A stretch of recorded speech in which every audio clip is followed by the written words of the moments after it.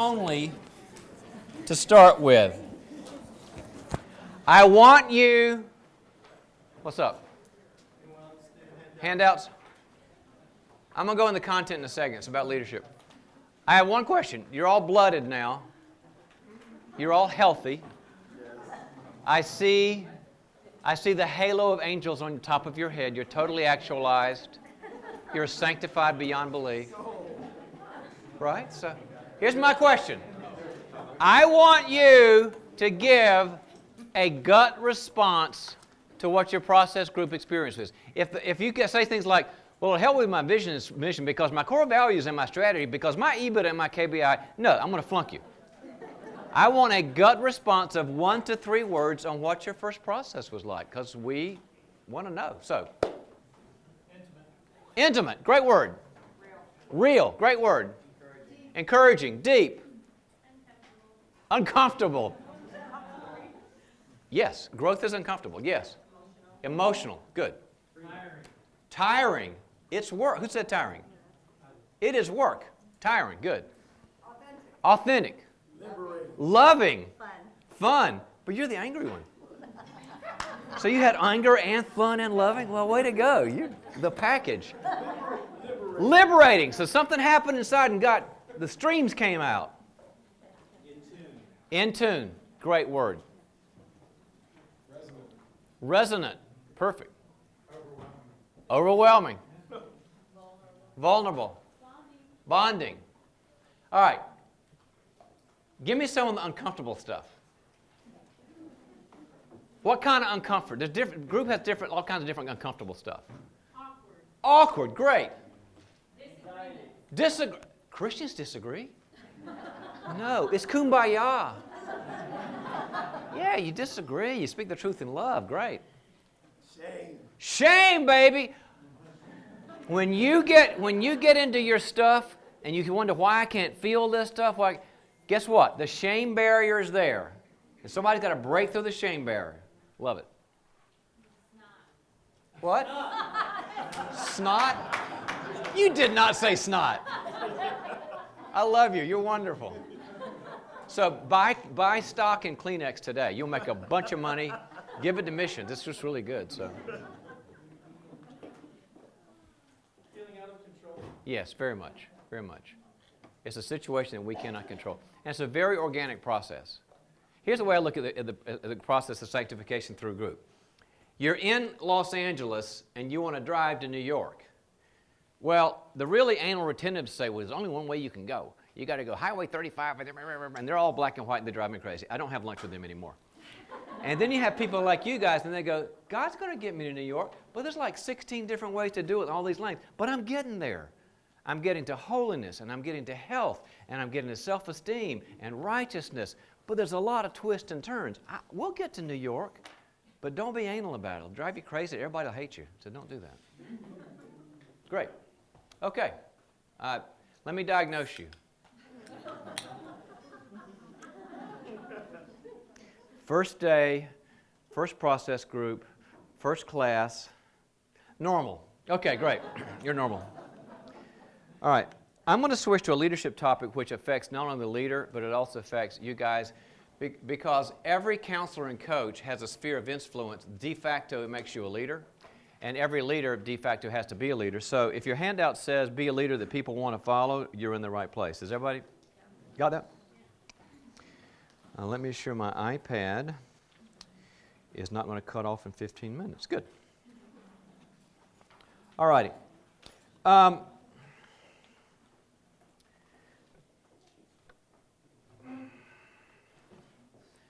There was a company that had a brand that was failing. It was a dog food company.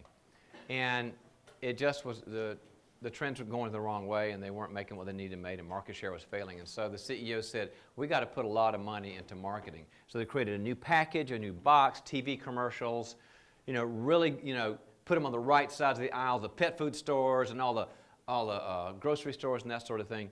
And sales kept going down. And finally, CEO has the big come to Jesus meeting, like, guys, this isn't working. He says, what's the deal? I spent millions of dollars on this, and we are still losing sales. And a little guy in the back raises his hand and says, and they couldn't hear him. They said, speak up. He says, sir, the dogs don't like it.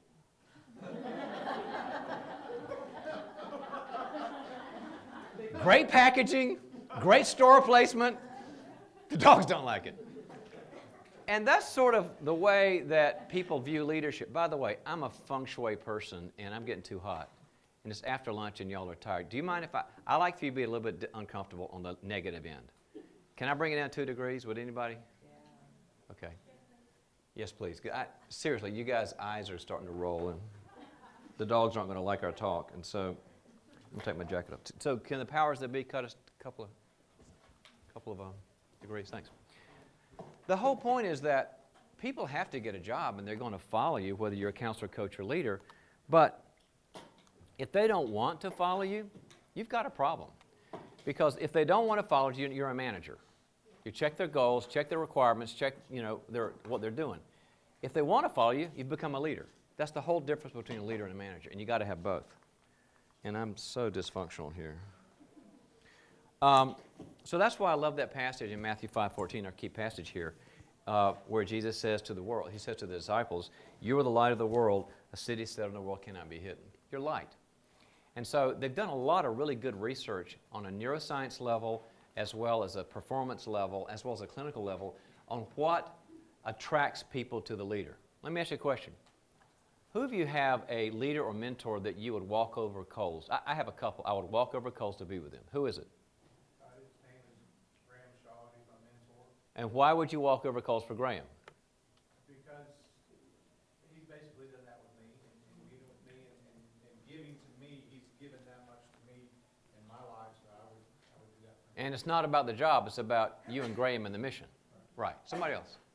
Somebody that you just would follow the ends of the earth because of what they mean to you. Yeah. His name's John. Okay. John Picari. Mm-hmm. And I would follow him because he really, I feel, back to the leadership way. I mean, he really understands me, my values, my strengths. Mm-hmm. Does everything to make sure that I'm utilizing that on a daily basis. He is deeply committed to you. Well, we found out that there's 4 or 5 characteristics that you need to incorporate and you need to live out and all that. And this is what happens. This is why the winners, the people that, I mean, presidents use this, and generals and armies use this, and pastors use this to really good effect, that these authentic characteristics that make them want to come to you. So the first one is personal warmth. And by personal warmth, what I mean is that they really are able to leave what psychologists would call your own sphere of personal empathy to someone else's empathy. You actually leave yourself behind. You put your own feelings and perspective and values on the back burner here, and you go, what's it like to walk a mile in this person's moccasins? That's personal warmth. And it's a great trait. I'll give you a story about that. I do a lot of corporate consulting, and I work on these levels with CEOs and corporate suites and that sort of thing. And I was working with a company I worked with a long time, and the CEO was a good friend of mine, but he was an awful listener. Did not listen at all. Nice guy, but just didn't have the listening thing. And I finally said, one of the problems with the company is you don't listen well. And he said, yeah, I do. I said, see? Joke. And he said, no, I'm a really good listener. I said, no, I've seen you're awful. You're great with strategy, great with systems and processes, but honestly, you kind of suck as a listener. And he says, show me. I said, okay, I tell you what. I'll walk around you on the Monday morning quarterback day. And that's when you walk, if you're a leader, you walk to all the staff and say, how was the weekend? What's going on? And so I watched him. So he'd go, so Betty, how's the weekend? She'd go, that's all right. Great, good to hear, Sam, how's your weekend? It's okay. Fantastic, good to hear. And he was awful. And I knew in his head, what's he doing? Checking the box. I'm a listener box, right? So we got in the room, and I said, you're worse than I thought. You're maybe the worst I've ever seen. And he said, well, show me. I said, I will. Next time I fly in, I'm going to do it because I need to model this for you. So I flew back in the next month, and I went to bed and said, because we were all friends, I said, how was your weekend? She goes, okay. I said, hold it. That okay didn't sound okay. She goes, no, it's fine. I said, no. Seriously, what's wrong? No, don't worry about it. Most people you have to ask, how are you doing 3 times? First time they lied, second time they start to open up, third time they tell you the truth. It's the 3 thing I use, right? They lied. She lied, then she kind of broke it up, and then I said, seriously, what is it? She goes, well, one of our kids is really sick, and the doctors don't know what's wrong, and I'm honestly kind of checked out.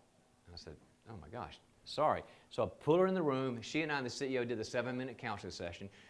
A leader can't do therapy, but a leader can do a 7-minute counseling. What can we do? What's the insurance company say? Can we, whatever. If you're a Christian group, you can say you pray for you. If you're not a Christian for you, we're thinking, all that. 7 minutes. Sent her back, and she was a lot better. I went to the guy, how are you doing? Okay, no, you're not. No, I'm okay, no. What's the deal? Well, I screwed up on the Smith account, and it cost the company like $200,000, and I'm under. I said, man, sorry about that. A little 7-minute session with him. And so we finished, and we got some reality from the people because we dug in the warmth. So I brought the CEO back to his office. He said, I am the worst in the whole world. I said, good. That's when you'll learn. So you got to be that person, meaning you've got to get out of your sphere, enter their life, and stay there a while. And that's how people know you're there. So be that kind of pit bull of empathy. People don't want to tell you the truth because they're afraid of they're afraid you'll think they're negative, that they'll be high maintenance. They don't want you to see the negative stuff. But if there's anything I learned about leadership and counseling, it's the ones that are comfortable with negative reality that win. The ones that have to put the Christian bow on everything, they're going to lose. Like, suppose you're in a church and you said to me, say I'm really having a hard time with my kid. I know, but Jesus is going to help you. You see, Romans 8 says that your son, you see, he doesn't see you. He sees it through, and I go, I believe all that stuff. I've studied it, but I just need to know you're with me. And then I say, tell me about your son. Well, he's on drugs. Well, I'm so sorry to tell you about it. And that's when they go, you get me. So be the warm person. Second one is vision alignment. Now, some of you guys have a lot of experience with vision, but what is vision? It's a very important term if you want to ever lead.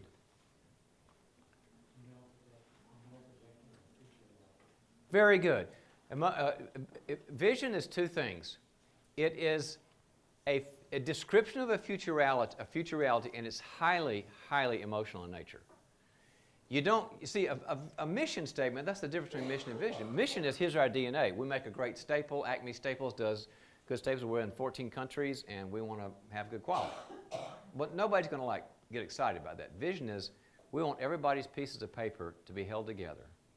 We want everybody to feel like their desk is organized. We want families to feel okay because mom and dad are, have it together because of our staples. It's a mental picture, but it's also highly emotional in nature. I was working with a company, and the CEO says, you need to do what you do with me with all my staff. And I said, so what is that? He said, well, get them excited about vision. I said, great.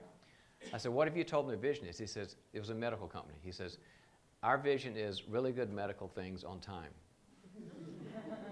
I said, I'm going to die on the cross for that one. That's just so exciting. Thanks for sharing. I said, that's awful. Really great medical things on time? He goes, yeah, I thought it was pretty good. I said, God, you need a process group or something. I said, tell me how you got in this field, because every vision's got a story, right? He says, my story's not interesting. I said, tell me. I grew up a missionary kid in the South Pacific in an island, and my mom was a nurse and my dad was a pastor, and I just kind of grew up that way. It was an interesting way to grow up. And he said, it was a good way to grow up because I was in an area that it's kind of like a Stone Age, a very primitive people, and Dad preached the gospel, and he showed him the Bible study, and Mom did the medical stuff. And I said, tell me an interesting experience. He said, well, the one I'm thinking about, I was 6 years old, and everybody lived in tree houses because of the wild beast. Literally tree houses. It was dangerous. So all the inhabitants were on tree houses. And he said, I can remember being 6 years old, and it's 2 o'clock in the morning, and I'm up there with my mother, the nurse. She's doing surgery because there's no doctors. And I've got two things in my hands. I've got a flashlight so Mom can see where to cut, etc., and I've got a walkie-talkie. Who wants to tell me what the walkie-talkie was for? Say it again. From? A surgeon on the West Coast, mainland, Oregon, Washington, California, who would go, what do you see now, Mary? I see this. Don't cut there! Now, are you engaged right now? Is that a little better than great medical things on time? And I was like, that might be the best story I've ever heard. Tell me more. He goes, well, then I grew up and I loved my parents. And then when I grew up, then I went to college and went and got an MBA. We all know that MOL is better. But I got an MBA, and then I went to finance, and I started this company. I'm really happy with it. Now, I said, that might be the best vision narrative I've ever heard in my life. He said, are you kidding me? I said, you're so clueless. I said, tell your story to your staff. So we brought him in. Here's the story. And all of a sudden, their eyes are like this. And I said, now, Sam's told his story. Every one of you, don't tell me what you do in this job. How did you get here? Because you're not here for just the comp package. You're not here for the base and commission. You're not here for the benefits only. And one by one, they'd get up and they'd want to say, well, I'm in the medical field because we were really poor in Arizona. My dad was really sick. It was very hot. And a doctor came along and put an air conditioning unit with a couple of nurses and physically put the Phillips head screwdrivers in there and probably saved my dad's life. Somebody else said, my kid was really sick, and a doctor spent all kinds of extra time with us and shifts, way over on shifts because he loved my kid so much. It wasn't a dry eye on the place. And we formed the vision statement out of that. Now, would that make somebody want to work somewhere? That would make people say, this is not a job, it's a mission. So you've got to work on your vision alignment. Does it tie in with emotion in the future? That's the kind of person. Just remember, nobody, even if you got your job off of Craigslist, my kids did that, there's a story somewhere. Get the story. Third is vulnerability. And vulnerability has to do with, we have found out that really good leaders are leaders that are breakable. And they talk about their breakability. Is my outline wrong? Yeah. It's often wrong, so what have you got for the next one? Is that reality? This is clarity. What is... I totally screwed this up. Well, I figured... This is not Scott making mine. This is John, so don't... Yeah? Oh, thank you. You know, when you write things and then you get them reversed after you're the writer, it's really... I hate it because I can't blame anybody but me. It's just awful. Sorry, okay, clarity. And clarity has to do with, can your people tell you what they do and what they don't do? See, most companies I work with, especially with Christian leaders, they're so much full of grace that nobody says, if I do this, it's good, and if I don't do this, it's good. And everybody's doing too much. We have enmeshed systems in organizations. Everybody's kind of, full of love and help, but nobody knows, I'm in the wrong sandbox here, and you get out of my sandbox. I have 3 roles. I run the warehouse, and so I make sure that the inventory is correct, and I make sure that things come into fulfillment, and I don't mess around with the financial systems. And I'm in finances, and I don't mess with the warehouse. I respect them, but I just make sure the books are balanced and money's coming in, money's going out. Give them the clarity they need. So many organizations I'll go into work with say, well, we're all one big family. And you know what I hear when I hear that? One word, chaos. We're one big family is chaos. Give them the respect of clarity. Write down responsibilities and say, you don't do anything else. And if you want something else to do, I'll help you with that. But people feel secure with clarity. People feel insecure with chaos. Don't give them that. All right, then the vision. Okay, great. John? Yeah? Did you do observable execution? Thanks, Steve. No, I didn't. So just observe execution. All right, so now, now what I meant by that is really important. They got to see you doing something. There's a phrase called walk-around management. How many of you are familiar with walk-around management? One of the best things that leadership, or organizational leadership ever came up with. It's when, if you're staying in your cubby and working your computer and doing whatever, and you're leading people, and I've had leaders say this to me, well, if they need something, they'll come to me. I have a team meeting once a week, and they need something to come to me. I'll say, I'm sorry, you're a failure. Walk-around management was, I'm busy, and I got to get orders out, and I got to make sales call, I got to come up with financial analytics, and I'm going to leave my desk and walk around and go, what's going on? How you doing? How can I help you? What's going on? And they see you walking around, they see your presence, and they see you getting things done, and it makes all the difference in the world. The second part of that, not only the walk-around part, is let them see you accomplish things. Roll up your sleeves and get on the computer programmer, and if you're a good DOS person, do that. Or say, can I engage with a sales program here? Maybe there's another strategy we can use. Help them with the marketing. Oh my gosh, you guys are so creative. What if we said to put Acme Staples on a big billboard on the moon? Is that a good idea? But if they see you roll up your sleeves and do what you do well, they feel like you're one of them. What we found out is that the really smart leader who stays in the room and doesn't walk around managing and also doesn't roll up their sleeves, they feel very disconnected from. So get your job done, but budget in time to the walking around and let them see you. Okay? Don't take over. Don't micromanage. We know that's a bad thing. But let them, I often say, you've got turbojets. You've got financial jets or marketing jets or sales jets or communication. Let them see your guns. They need to say, they're good with managing people, but boy, when they rolled up their sleeves, something happened. And there's a respect that comes up. Let them see that, like a once-a-week basis. Am I back in? Yeah, I'm finally here. Okay. Attraction and frustration. What I mean by that is the way God made people need a combination of being drawn in and also frustrated. Meaning you affirm the good things they do, but you also challenge them. What you'll find out is that lower functioning people need nothing but affirmation. Feed me, feed me, feed me. Tell me that my inner child is beautiful, everything's grace, and they'll never take it to the next level. They won't be rock stars. Higher level people say, I need you to affirm that good things, but I need you to push me too. That's why I kind of affirmed Joel, who said, we're going to challenge you. You guys are not low-level people. You're not like looking for a job and hoping one day you'll be employed. You're fine. And honestly, high-functioning people get bored when you never challenge them. And you know what they do? They leave. They leave because the comp package is going to be okay, but they get bored with nobody pushes them and says, you can do better, try this, get some training here, throw them off of the deep end. They love that stuff. I have a board of advisors that trains me. I mean, I had to get it because I'm a happy workaholic. I'm going to write a book on that one day. I just love work, and I don't do it because I'm depressed. I just love to work.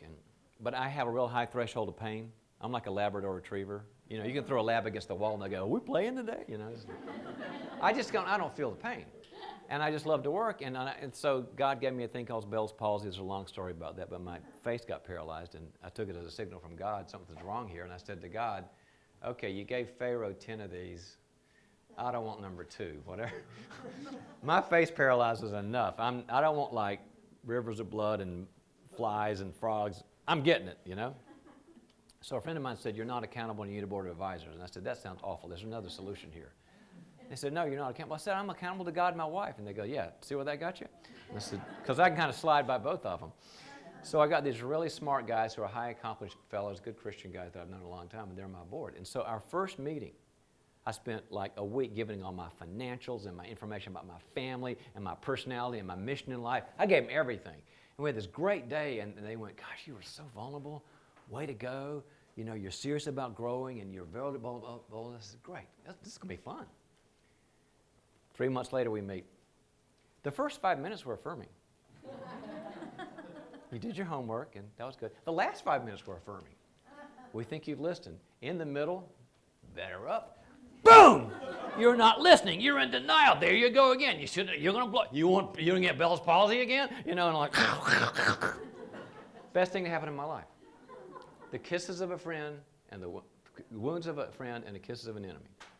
So you're going to have to affirm people, but you've also got to push them. And the ratio they say is 5 to 1, and that's probably somewhere. People probably need 5 for every 5, attaboys for every 1.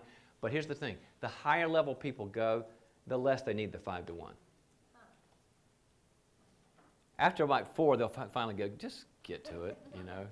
You told me my inner child's beautiful, and you like my smile, and you think my kids don't need braces. Okay, what do you got to tell me? Well, you're really slacking off. Okay, that's what I needed to hear. So the higher level you go, because they've internalized so much grace, they've internalized so much affirmation and love, that they don't need to attaboys all the time. So lower level, a lot more than that. As you get higher and more comfortable, like Scott complimented me once 3 years ago. And it was great. I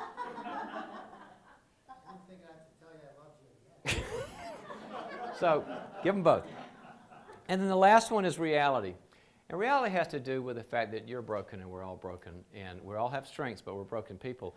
And we found out there's a principle where the bulletproof leader is you would think if Superman or Superwoman that we'd follow that person like John Wayne or Patton or whatever, and to compare that to the leader that goes, I really haven't led well, I made a lot of mistakes, and I'm not sure about where we're going. And the research says people follow that one. The reality-based leader that says, I don't have it together, I screwed up last week, I wasn't with you guys, I made some judgment errors. And you think, why would that be? Don't we want a Superman or a Superwoman to lead us? What do you think the dynamics of why people would follow that person who's honest about brokenness versus Superman or Superwoman? There's a very interesting reason. Yes? Because they're authentic and not self-righteous. Yes. Yes. What we found out is that people want somebody like them. I want to know that my leader, because I know how screwed up I am and the mistakes I make, I want to know that person says, my feet are made out of clay. I have pastor friends of mine that just get up and say, I had an awful fight with my wife this morning on the way to church. Here I am preaching the Word of God to you. And everybody goes, I love you. Thank you. Versus, here we are from the holies. Tune in. It's like, what? And you know what it is from Hebrews? Hebrews chapter 4. The author says that we have a Savior who suffered in every way that we did except what? Without sin. Except without sin. It's what theologians call the principle of identification. I can identify with that guy and with that gal. I can't identify with Superman or Superwoman. So be vulnerable. All right, we'll finish up one story. This reality principle also goes into relationships. And this has to do with you, the people that follow you, and the people you're with, and what will create a walk over coals experience. I come from a fairly large family. I got 3 sisters, and we all like each other. Everybody enjoys each other's company. And so every year I schlep my wife and kids over from California to the East Coast where most of them are, and we can have a great celebration, et cetera, et cetera. And so we were hanging out, and my niece came up to me, Lindsay, and Lindsay was, I think, 20. She says, Uncle John, can I talk to you? And I said, sure, what's up? She says, I got a problem. I said, gosh, sorry, what's the problem? She goes, well, I'm a senior in college and with a communications major. And I said, I'm so sorry. How many communications majors? Be praying for you. She says, so I got no, and this was like, right after the fall and stuff. She says, I just got no prospects. Plus, my boyfriend and I broke up, and I liked this guy. He was the guy, and I feel these things for him, and it's all over, and I'm just so sad because he was just great. I said, gosh, I'm sorry. She says, plus, I don't know if I believe in God. She says, I don't know who he is or what he is, and I don't even know where he is anymore. She was going through that 21-year-old angst, and I went through it too, and it's horrible, and it's tough. How many of you went through the 20-ish angst? It's a tough time, right? So my heart went out to Lindsay. I said, I'm so sorry. What can I do to help? These are 3 bad problems. She goes, fix my mother. My sister. I said, I'm on vacation. I'm not on the clock. And she looked at me with those eyes, Uncle John. Okay. What's your mother doing? She says, well, every time I tell her about the job problem or the God problem or the boyfriend problem, she says, my mom says, Lindsay, listen to me. You're smart, and you're Christian, and you're pretty. Feel better! Oh, the angels just open up. You're smart, Christian, and pretty. Feel better. I said, that's psycho. She goes, I know. I said, how do you handle that? She says, I just ignore her. I said, I would too. I said, what's your dad do? She goes, oh, he's great. I talk to him all the time. I said, okay, I know my mandate now. So, when you're in the family reunions, you always do those little sidebar conversations in the backyard swing or upstairs in the bedroom, second bedroom, or in the kitchen. So I grabbed my sister. I said, backyard swing. Okay, what's going on? She goes, well, you heard about Lindsay? I said, yeah, it's awful. She's got no God, no boyfriend, no job. And my sister says, I know. Fix her. Okay, I'm having a great vacation now. I said, well, what do you mean to fix? Well, she's not doing well. I said, well, she tells me that you tell her she's Christian, smart, and pretty, feel better. She goes, I know. Fix her so that she hears the nuggets of wisdom. So she can metabolize the truth, and the truth shall set her free. Well, you fix her, please. She's your niece. I went, she wasn't getting it. And whenever people don't get it, I just go to a story or a metaphor because the left brain's losing it. The left brain is just on hold. So you go right brain. I said, let's look at it this way. Susan, your daughter fell down a well. She fell in an awful, awful 40-foot well. And she hits the bottom of that well. And it's the well of no God and no boyfriend and no job. And it's awful and it's scary and it's cold. And you don't know where you are and you're overwhelmed and you're confused and you're in misery. It's a form of hell. And I said, she's all by herself. And I said, now she looks up at the top of the well and you're up at the top of the well. And the sun is shining. And the clouds are in the way. And the sky is blue. And you're saying, honey, you're Christian, smart, and pretty. Come on up. Like Bob Barker, remember, come on down. And that's why she blows you off. And my sister's starting to get, when they get a little anxious, it's like the defenses are less, like a lot of y'all saw in process group. And so I said, let me tell you what your husband does. I said, Mark dove into the well. 40-foot swan dive into the bottom of the well. And he picks his daughter up. And he goes, it's cold and scary and overwhelming and awful. And I've got you. So I'm getting emotional here. I've got you. And together we'll get out when you're ready. And that's why she listens to him and not to you. My sister's no dummy. And she goes, you're telling me to jump in the well. I said, I am. You're a mom. You're a leader. She goes, that's so hard for me. I said, don't worry, I know who your parents are. So spent a lot of time on that one. I said, but you have to do it. She said, but I want to give her encouragement. I'm an encourager. I'm a cheerleader. I have wisdom. I said, they're all great. The Bible speaks very well of this. But God has a sequence. Don't forget the sequence. One comes after the other. And where do you find it? You find in John chapter 1 where the apostle says that Jesus Christ came to us with what? Grace and truth. And if you look at the Greek, the order is significant. He didn't say truth and grace. Because you cannot metabolize the difficulty of truth until you've experienced the anesthetic of grace. The anesthetic of grace makes it so you can actually metabolize difficult truths. And Susan, you got it wrong. And I know you're a cheerleader, and I know you're a vice giver, I know you're an encourager, but you got to put duct tape over your mouth. And she said, that's so hard for me. I said, you're a mom. Just do it. So I checked in about 6 weeks later. I checked in. Lindsay goes, we're here. We're good. Susan, we're here. Here's my question. 2 questions. As a leader, are you getting in the well and staying in the well? We know it ends good. I've read the Bible. We went in Revelation 22. Bad guys get killed. But if you read Psalm 88, the one psalm in the Bible that doesn't end up with praise, guess what it ends up with? Darkness. Where he says, my enemies have overwhelmed me. I'm in darkness. He doesn't say, oh, praise you, you're going to fix it. The one psalm in the Bible. Why do you think God allowed one psalm like that to exist? Because he wants us to understand that we can be with each other and with him without a happy ending answer. And leaders have a hard time with that. And I challenge you to jump in the well with people and not give them the Christian answer all the time, because they need to know you're just with them, holding them. If you want people to walk over hot coals, jump in the well with them. But my second question to you, harder question. Who are you letting the well with you? You're in the well too. You're high functioning, you're smart people, you got great faith, you got missions.